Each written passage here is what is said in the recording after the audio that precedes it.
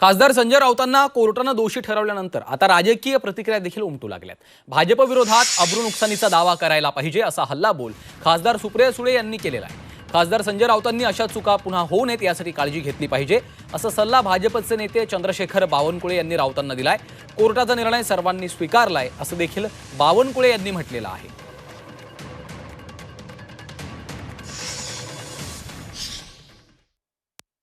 सगळ्यात मोठं डेफॉर्मेशन हे भारतीय जनता पक्षाच्या विरोधात मी करायला पाहिजे। डर्टी डझन तुम्हीच लिंक करा ना, मग मी पण उद्या कोर्टात जाऊ का?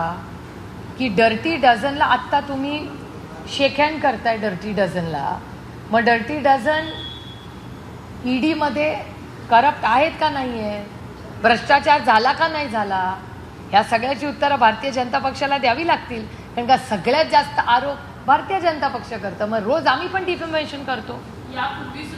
किती वेळा आमच्यावर झालेले आहेत ना, म्हणजे आमचा पक्ष जेव्हा एक होता तेव्हा अजित पवारांवर, हसन मुश्रीफांवर, दिलीप वळसे पाटलांवर किती नावं घेऊन केले की नाही?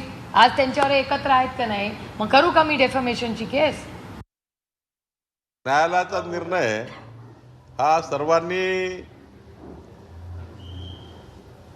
स्वीकारला पाहिजे आणि त्यानुसार पुढे गेलं पाहिजे आणि तशा चुका पुन्हा होऊन याची काळजी घेतली पाहिजे।